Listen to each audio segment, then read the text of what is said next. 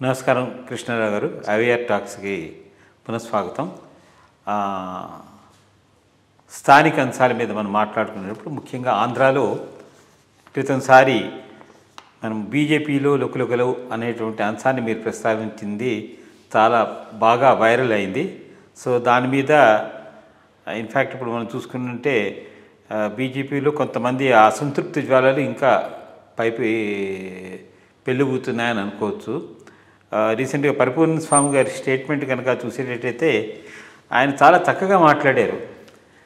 నేను స్వామిని అన్నిటి పరిచయించాను, ఇంకా నేను ఏం సాక్రిఫైస్ చేయాలి నాకు అర్థం కావట్లేదు. అసలు ఇది చూస్తే ఒక ప్రణాళిక ప్రకారం తెలుగుదేశం పార్టీ వాళ్ళే అన్ని పార్టీల్లోనూ ప్రవేశించి వాళ్ళు సీట్లు పంచుకున్నారు. ఇప్పుడు సాక్రిఫైజ్ అని అంటే ఎవరు చేయాలి? మరి చంద్రబాబు నాయుడు గారు ఉన్నారు, లోకేష్ గారు ఉన్నారు, మరి పురంధేశ్వరి గారు ఉన్నారు, బాలకృష్ణ గారు ఉన్నారు, మరి వాళ్ళ చిన్నల్లుడు ఉన్నాడు. ఇట్లాగ మొత్తం అంతా వాళ్ళందరి సంగతి చెప్పుకుంటూ మళ్ళీ అట్లాగే తీర్థం బీజేపీ తీర్థం పెట్టుకున్న సీఎం రమేష్ గారికి కానీ లేకపోతే ఇంకోళ్ళు కానీ మొత్తం అంతా చూస్తే వాళ్ళే సీట్లు పంచుకున్నారు. కానీ బీజేపీ ఎదుగుదలకి తెలుగుదేశం ఏ విధంగా తోడ్పడలేదు అనేటువంటి అంశాన్ని ఆయన వ్యక్తపరిచారు. సో అట్లాగే మిగిలిన వాళ్ళకు కూడాను సీట్స్ డినై చేయడం అది లాస్ట్ టైం మనం డిస్కస్ చేశాము. అసలు ఈ రకంగా ఉండేటట్టయితే అసలు బీజేపీకి ఎదుగుదల ఉంటుందా ఆంధ్రప్రదేశ్లో అనే అంశం మీద మీ అభిప్రాయం? ఇది $1 మిలియన్ క్వశ్చను. బట్ ఆయన స్టేట్మెంట్ చాలా బాగుంది. ఇదంతా ఒక ఫ్యామిలీ ప్యాకేజ్ లాగా ఉందా అని అన్నాడు. అట్లాగే అనిపిస్తున్నది. ఇప్పుడు మామగారి కోసం ఈయన సాక్రిఫైస్ చేయమని, అల్లుడు గారి కోసం జీబీఎల్ను సాక్రిఫైస్ చేయమని అర్థం లేదు. ఇది మరి బీజేపీ ప్రయోజనాలు ముఖ్యమా, ఇంకొక ఫ్యామిలీ ప్రయోజనాలు ముఖ్యమా? ఫ్యామిలీలో వాళ్ళే అటు ఇటు ఉండి ఊళ్ళు పంచుకున్నట్టే ఉంది, కానీ ఇది ఒక పద్ధతి ప్రకారంగా పోయినట్టు లేదు. కొంతవరకు హైకమాండ్ పూర్తిగా మిస్లీడ్ అయిందని కూడా దీంట్లో అనిపిస్తుంది. స్లోగా కాంగ్రెస్లో ఉన్న అవలక్షణాలన్నీ బీజేపీకి కూడా పాకుతున్నాయా అనేటటువంటి అనుమానం జనాల్లో వస్తూ ఉన్నది. దీనిని అంటే ఇది ఒక ఆంధ్ర గురించే కాదు, ఈ ట్రెండ్ ఒకటి కనుక ఉందంటే బీజేపీకే చాలా ప్రమాదం. ఎందుకంటే 2019 ఎలక్షన్ టైంలో ఏదో ఒక అంశం మీద కన్నా లక్ష్మీనారాయణ గారు నన్ను మేము ఇద్దరం కలిసి అమిత్ షా గారిని కలుద్దామని ఢిల్లీకి వెళ్ళాము. అప్పుడు జస్ట్ ఎలక్షన్స్ ముందు. సరే, ఆయన చాలా బిజీగా ఉన్నాడు, ఆ మీటింగ్ కుదరలేదు. బట్ ఆ రోజు ఒక కామెంట్ చేశారు కన్నా లక్ష్మీనారాయణ గారు.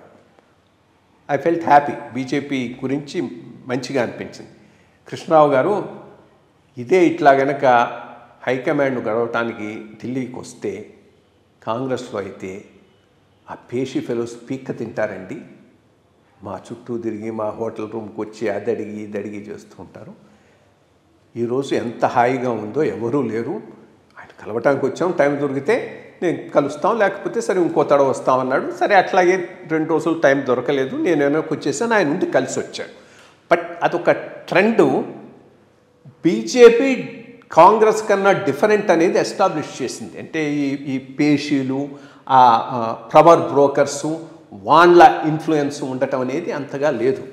మరి 24కి వచ్చేటప్పటికి ఏమైనా చేంజ్ అయిందా అనే అనుమానం అందరికీ వస్తున్నది. ఈరోజు జరిగినటువంటి పరిస్థితులను చూస్తూ ఉంటే పవర్ బ్రోకర్సు పార్టీని డిక్టేట్ చేయటం మొదలెడితే ఆ పార్టీ మనుగడే ప్రశ్నార్థకం అవుతుందని కాంగ్రెస్ నిరూపించింది. అది మర్చిపోవద్దు.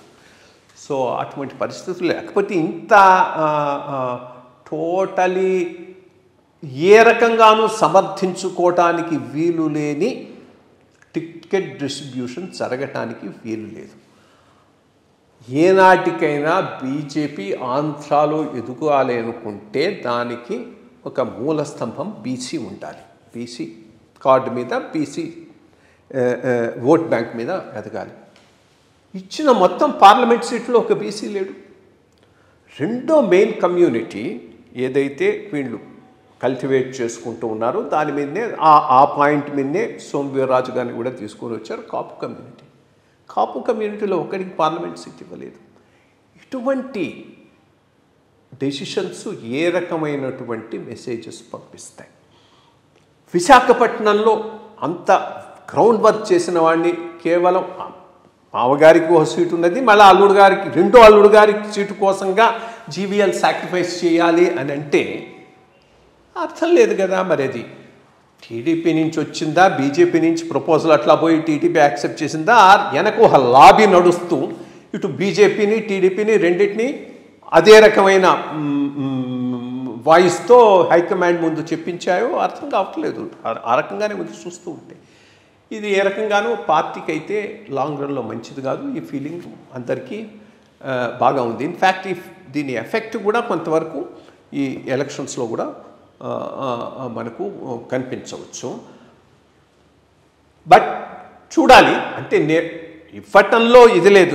లైక్ లాస్ట్ టైం మనం డిస్కస్ చేసినప్పుడు కొంతమంది పార్లమెంట్ సభ్యులు లాస్ట్ టైం రాజ్యసభలో వాళ్ళకి ఏమైనా కమిట్మెంట్స్ ఉండొచ్చు, ఇచ్చున్నా కానీ వాళ్ళని అకామిడేట్ చేస్తూ కూడా ఇది కొద్దిగా క్వాలిటేటివ్లీ బెటర్గా చేసుకోవాల్సిన అవసరం అయితే ఉన్నది. రెండోది కాన్స్టిట్యుయెన్సీస్ని అడగటం, ఎవరు ఎక్కడ. ఇప్పుడు ఆదోనిలో నీకు వైశ్య ఓట్ బ్యాంక్ చాలా ఎక్కువ ఉన్నది. ఇంకొకరిని అకామిడేట్ చేయాలనుకుంటే దానికి అనుగుణంగా నువ్వు సీట్ అడుగు ఉండాల్సింది. బట్ మనకు వచ్చిన సీట్లలో ఎక్కడి నుంచో తీసుకొచ్చి పెడతామన్నా కానీ అది లోకల్ దీంతో సరిగ్గా పోకపోవచ్చు. సో ఈ బీజేపీ సీట్ పంపకం మాత్రం ఈ తడవ పప్పులో కాలేశారని చెప్పుకోవాల్సి ఉంటుంది. పరిపూర్ణానంద స్వామి గారు గట్టిగా చెప్పారు. ఎందుకంటే ఆయన నాట్ ఓన్లీ ఫీలింగ్, ఒక హిందుత్వ వాదాన్ని నమ్మి ముందుకు పోతున్నటువంటి వ్యక్తి. సో దాన్ని గట్టిగా ప్రజల్లోకి తీసుకుపోగలిగినటువంటి సమర్థత ఉన్న వ్యక్తి. అందుకనే పెద్దగా మళ్ళా హైకమాండ్ ఏమనుకుంటుందో అనేది కూడా ఆలోచించకుండా ఆయన మనసులో మాట గట్టిగా చెప్పారు.